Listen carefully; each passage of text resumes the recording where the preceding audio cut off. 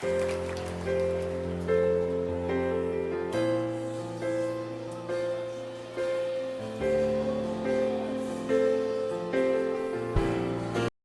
eu fico nervoso por vários motivos. Um deles, assim, é pelo peso da palavra que a gente traz e nem sempre a palavra é confortável.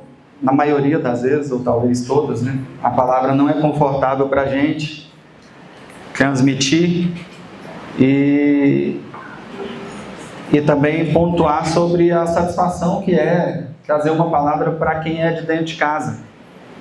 Porque aquilo que a gente fala aqui pode ser confirmado ou não no nosso dia a dia. Visto que a gente partilha o cotidiano uns com os outros, não tem como falar alguma coisa aqui que não é vivido lá fora. Porque amanhã os irmãos, pela comunidade, vão ver o que está acontecendo. Então é sempre uma satisfação, uma honra, mas também uma responsabilidade de fazer isso dentro de casa. E o peso da comunidade para mim é muito forte. Eu sempre gosto de falar isso. Até porque é impossível para mim começar, particularmente essa palavra de agora, sem agradecer esse apoio do corpo em relação aos processos que eu tenho vivido, em virtude do falecimento da minha mãe. Desde o primeiro semestre, né, do ano passado, que eu não tenho compartilhado a palavra aqui, e nem exercido muitas atividades também. E graças a Deus, isso não foi considerado como um peso ou como um constrangimento em meio à comunidade. Porque o amor, o apoio de cada irmão, de cada irmã, tem sustentado a nós, sustentado o corpo como um todo. Então, gostaria de deixar isso pontuado. Ainda preciso do apoio, da compreensão. A Brínia sempre me lembra, né, nos dias mais difíceis, que não esquece, está tudo muito recente ainda. Mas a gente está em paz para retomar algumas atividades, falar daquilo que Deus tem compartilhado no nosso coração. E eu oro para que, de fato, não sejam palavras, mas a graça de Deus usando para nos abençoar como corpo. Amém? Vamos lá, né? Passando ao texto de hoje, quero convidar os irmãos e as irmãs a abrir suas Bíblias em Romanos, capítulo 6. Romanos, capítulo 6. Para os que gostam de anotar, título da palavra de hoje: Vida de Santidade, reflexo de um povo justificado. Vida de santidade, reflexo de um povo justificado. Usando como texto base Romanos 6. Eu também estou usando a nova Almeida atualizada, que é a mesma versão aí que foi distribuída no Encontro Nacional, então provavelmente é a mesma versão que a maioria está usando. Romanos 6, vamos ler do versículo 1 ao versículo 14. Que diremos então? Continuaremos no pecado para que a graça aumente ainda mais? De modo nenhum. Como viveremos ainda no pecado, nós que já morremos para ele? Ou será que vocês ignoram que todos nós, que fomos batizados em Cristo Jesus, fomos batizados na sua morte? Fomos sepultados com ele na morte pelo batismo, para que, como Cristo foi ressuscitado dentre os mortos, pela glória do Pai, assim também nós andemos em novidade de vida. Porque se formos unidos com ele na semelhança da sua morte, certamente o seremos também na semelhança da sua ressurreição.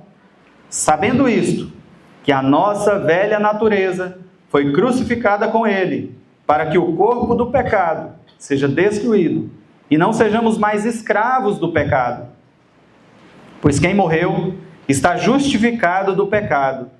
Ora, se já morremos com Cristo, cremos que também viveremos com ele. Sabemos que, havendo Cristo ressuscitado dentre os mortos, já não morre.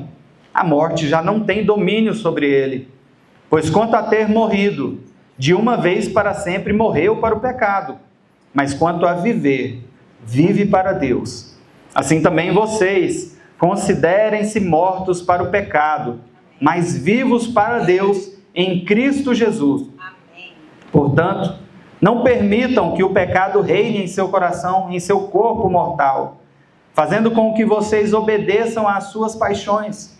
Também não ofereçam os membros do corpo ao pecado como instrumentos de injustiça, mas como pessoas que passaram da morte para a vida, ofereçam a si mesmos a Deus e ofereçam os seus membros a Deus como instrumentos de justiça. Porque o pecado não terá domínio sobre vocês, pois vocês não estão debaixo da lei, e sim da graça. Oremos.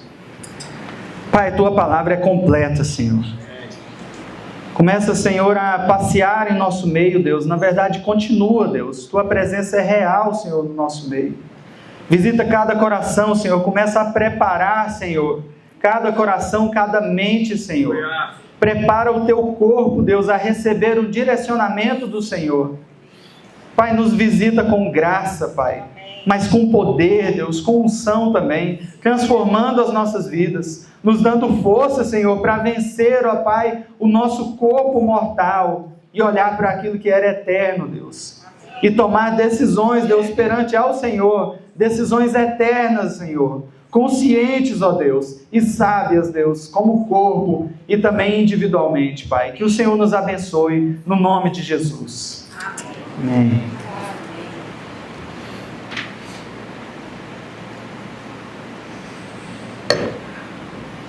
Ainda em tom introdutório, é necessário dizer que a gente parte de um pressuposto de que todos que estamos aqui entendemos o que foi dito, por exemplo, no domingo passado, sobre os sermos selados pelo Espírito Santo.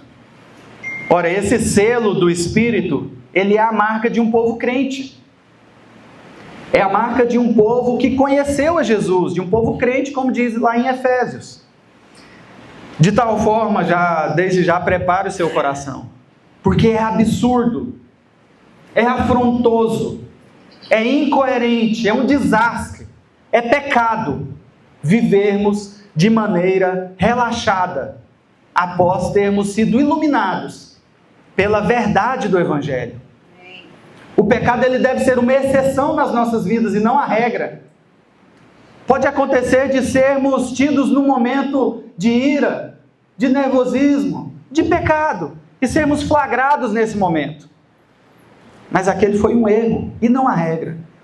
Nós não podemos ser conhecidos como irados, como pessoas preguiçosas, como mentirosos. Eventualmente, tais coisas podem acontecer nas nossas vidas, pela fraqueza do nosso corpo mortal, pela fragilidade da nossa mente. Mas isso deve ser a exceção e não a regra. Não podemos esperar nada menos do que santidade de um povo que foi encontrado por Cristo e que já está entregue a Ele. Se a nossa redenção em Cristo não resultar uma vida diferente ou abundante, como diz o Evangelho de João, talvez precisemos de um conserto um pouco mais agressivo, visto que nós não podemos mais crucificar a Cristo e expor a Cristo novamente à vergonha. E mais um ponto ainda antes de irmos ao texto. Nós não estamos relacionando a santidade com perfeição. Nós podemos usar aqui o sentido mais clássico da palavra santidade, que quer dizer separado. Nós temos esse sentido muito conhecido no nosso meio, de santidade como algo separado, de tal forma que entendemos que não fazemos parte desse mundo, ainda que vivamos nele, e somos responsáveis por cuidar desse mundo, como nós aprendemos desde Gênesis. Porém, como este mundo caiu por meio de Adão, nós deixamos de comungar com este mundo e, portanto, não podemos nos contentar com as coisas daqui. Antes, precisamos olhar e esperar pelas coisas eternas. E, de novo, se isso já te incomoda, te inquieta, eu antecipo que nós vamos tentar responder como é possível ter esse olhar. E um primeiro ponto a ser trabalhado aqui é a justificação pela fé. Antes de falarmos sobre santidade, é necessário dar um passo atrás e falar sobre a justificação, sobre o selo do Espírito. Porque nós não podemos esperar santidade de quem não é justificado. Não se espera santidade de um não crente, não se espera santidade de alguém que não está no corpo. Santidade é esperada daqueles que já foram justificados. E isso não provém daquilo que fazemos ou deixamos de fazer. Ainda que pareça óbvio, é necessário dizer, porque muitas vezes os sofrimentos pelos quais passamos ou as ansiedades que tomam a nossa mente e o nosso corpo são fruto de uma falta de conhecimento das verdades de Deus em nós. O próprio Paulo alerta sobre a necessidade de sabermos sobre verdades que afetam o nosso viver nesta terra. Vamos tomar, por exemplo, o texto que lemos, o 3º versículo e depois o versículo 6. Romanos 6, o 3º versículo diz assim: ou será que vocês ignoram, ou será que vocês não sabem, que todos que fomos batizados em Cristo Jesus, fomos batizados na sua morte? Esse termo batizado, eu gosto dele na versão literal do texto. É uma versão conhecida como literal do texto tradicional, porque ela usa a palavra submerso, que é de fato o que a gente entende por batismo, né? Que é ser submerso em águas, né? E ele diz aqui que nós fomos batizados em Cristo Jesus, então nós fomos submersos em Cristo Jesus. Nós temos Cristo em toda a nossa volta, de tal forma que não é apenas Cristo como algo exterior a quem eu reconheço, mas é Cristo em mim, tomando conta de mim, me envolvendo. É por isso que a Bíblia diz: Cristo em nós, a esperança da glória. No versículo 6, sabendo isto, que a nossa velha natureza foi crucificada com Ele, e assim por diante. Então esses termos, será que vocês ignoram tal coisa? Será que vocês não sabem de tal coisa? Ou ainda afirmando, sabendo disso, é necessário que a gente saiba sobre as verdades de Deus para nós. E não somente que saibamos de maneira intelectual ou porque eu já passei pelo texto, mas essa sabedoria, esse conhecimento tem a ver com algo interior, algo que desce da nossa mente, do intelecto e parte para o coração. Ou seja, é aquilo que comunica com o nosso espírito. E de novo, ainda que eu não quisesse me delongar nesse ponto, visto que a gente já se dedicou ao selo do Espírito no domingo passado, alguém pode ter ficado inquieto, com dúvida, se é ou não selado pelo Espírito, se é ou não justificado pela graça, e se perguntando como saber definitivamente sobre isso. E aí, na tentativa de ajudar, espero que eu não atrapalhe, mas na tentativa de ajudar eu reflito sobre o que é o cristianismo. O cristianismo não é uma religião de leis morais, ainda que as leis nos ajudem a saber o que a gente deve ou pode ou não fazer no nosso dia a dia, no nosso cotidiano. Se o cristianismo fosse uma religião de leis morais, um bom cidadão já poderia ser considerado como um bom cristão. O cristianismo não é uma religião que se define por sua liturgia ou qualquer outro aspecto estético do culto. Se fosse, uma boa reunião, bem organizada por si só, daria o título de cristão a qualquer pessoa que participasse dela, o que seria um absurdo. Se o cristianismo não é isso, e também não é muitas outras coisas, que infelizmente a gente não tem tempo para entrar em detalhe, eu parto logo para a conclusão de que o cristianismo é Cristo. E ponto. A religião a qual nós pertencemos, a qual nós confessamos, ela não se traduz numa liturgia, ou num regramento, ou numa organização, ou numa estrutura institucional. Ela se resume numa pessoa. Cristianismo é Cristo. Não seguimos a placa de um ministério, não seguimos normativas, não seguimos liturgias, ainda que tudo isso deva ser conduzido em ordem, decência, respeito e boa fama. Nós seguimos a uma pessoa, Cristo, De tal forma que o resumo da nossa fé se encontra em Cristo e somente nele. E para não perder a linha de raciocínio, eu estou falando isso para concluir que a certeza do selo, da justificação, ela é comunicada a cada um ao ser submerso, não numa água ou num culto emocionante, mas em Cristo. Ora, o Espírito testifica com o nosso espírito que somos filhos de Deus. Portanto, não sou eu ou um pastor que declarará que você é selado, que você é selada, mas você mesmo deve saber dessa verdade de maneira interior, por meio do que é dito na palavra e do que é comunicado pelo Espírito ao seu espírito. É algo interno. Nós somos uma religião espiritual e sobrenatural. E, portanto, as verdades espirituais são alcançadas em espírito. É necessário que a gente fale a mesma língua do Espírito. Não dá para eu me comunicar com o Espírito Santo por meio da minha linguagem carnal. Não dá para eu me comunicar com o Espírito falando de obras da carne. É necessário falar a língua do Espírito. E a língua do Espírito, a linguagem do Espírito é espiritual. Só assim nós teremos a certeza e a convicção interna, comunicada por Ele mesmo, de que nós somos selados pelo Espírito, de que nós somos justificados. E aí, partindo, tendo esse saber um pouco mais assentado no nosso coração, a gente pode partir para a questão da santidade propriamente dita. Tema que também não pretendo gastar muito tempo, visto que, convenhamos, é repetir o que todos nós já sabemos.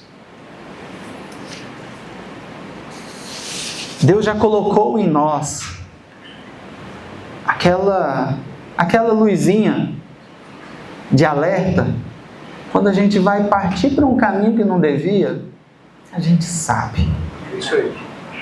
Até mesmo a criança mais novinha, quando vai fazer alguma coisa, verifica se o pai ou a mãe não está por perto. Mesmo sem ter sido instruída se é o certo ou errado. A gente já vem de fábrica. É isso aí.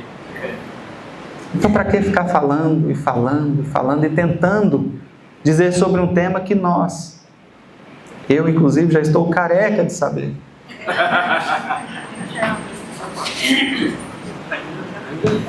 Talvez por isso alguns podem achar que eu sou muito subjetivo nesses pontos. Mas essa foi a intenção de fato. Visto que o Senhor já colocou em nós algo que diz sobre o que é certo e o que é errado. A ideia aqui é ir um pouco mais fundo na reflexão sobre santidade. Não como fazer isso ou deixar de fazer aquilo, mas como veremos a santidade como inteireza de vida em Cristo Jesus. Então vamos ler o versículo 12. Romanos 6, versículo 12.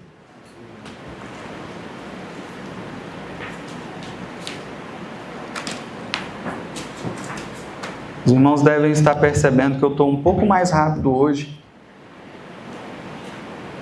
para que a gente tenha um tempo com calma de oração, para que a gente possa refletir sobre essa questão mais subjetiva e não simplesmente o fazer ou não fazer tal coisa.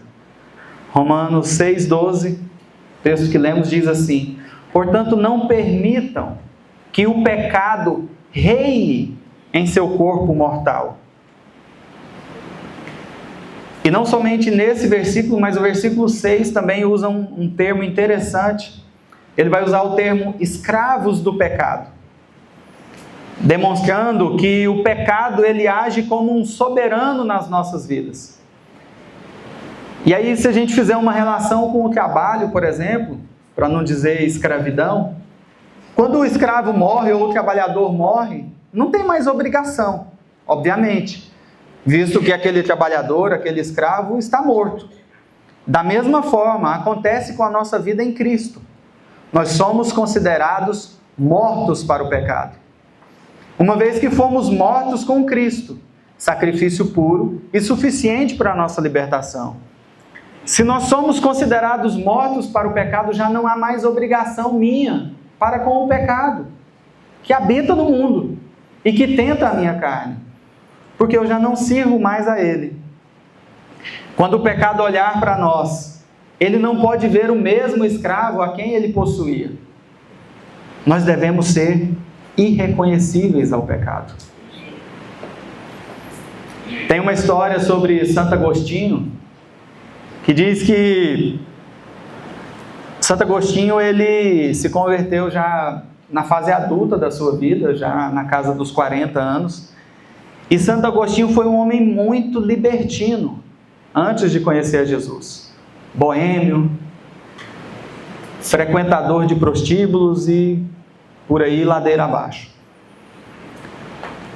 E aí conta-se que depois que ele se converteu a Jesus, ele teve um tempo no mosteiro e tal, e conta-se uma história que ele, saindo do mosteiro, voltou até a sua cidade e por ali caminhava em lugares conhecidos, né? Perto das regiões que ele costumava frequentar. E numa dessa vez,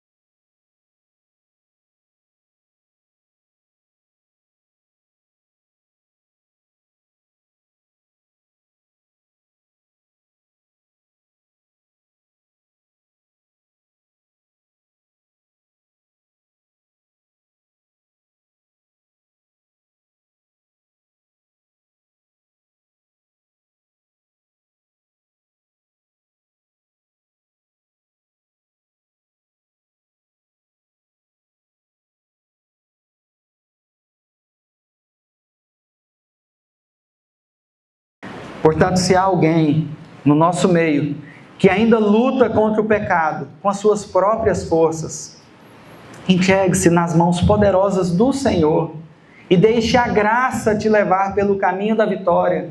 Toma posse da vitória contra o pecado que Cristo já te deu.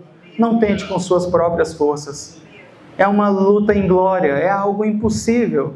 Não há força, não há poder, não há disciplina nesse mundo que nos leve longe de maneira consistente contra o pecado. Só Cristo em nós pode fazer.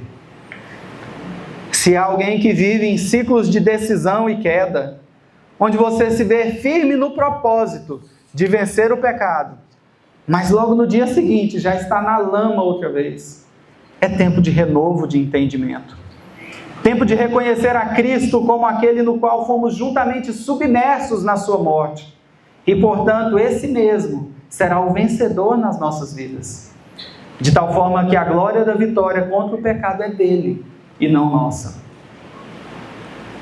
Talvez um pecado a que devamos reconhecer seja o nosso orgulho, a nossa altivez, arrogância, uma pitada generosa de egocentrismo.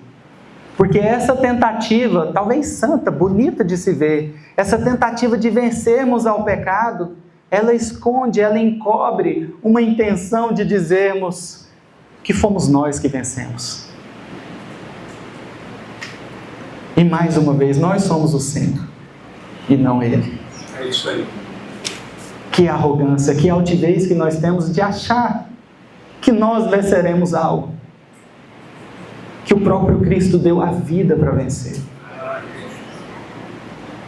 É certo que o pecado é um lembrete de que nós não somos tão bons assim. Até mesmo a nossa santificação virá de Cristo e não de nós. E se você, assim como eu, envergonhado, quer reconhecer a isso, eu te convido a vir à frente para orarmos juntos pela santidade das nossas vidas. E isso quer dizer orarmos para aceitarmos que Cristo, que nos redime, tome conta do nosso ser, até que a nossa vida se confunda com a dele. O convite não é retórico não, tá? Aqueles que queiram tirar esse momento de oração pela santidade das nossas vidas, não para que você saiba o que você tem que fazer ou deixar de fazer amanhã, não para que você saiba de maneira consciente o que é simplista, que matar é errado, que roubar é errado, não é isso. A santidade como uma vida inteira em Cristo, Cristo em nós, nós submersos no Cristo, como a esperança da glória.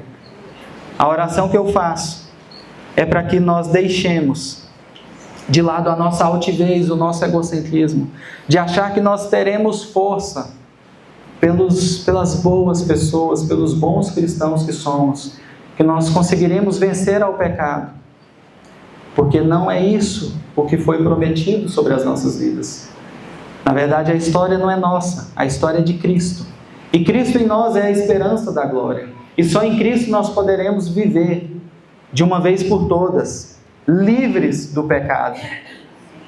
E se você quer reconhecer a isso, se você quer receber uma oração, não como algo miraculoso que vai mudar a sua vida e daí em diante você não vai pecar mais. Queria eu ter esse poder, porque eu colocaria a mão na minha própria cabeça. Mas se você quiser juntos, vamos orar. Fique à vontade, você pode se colocar de pé. Você pode vir à frente para a gente orar junto.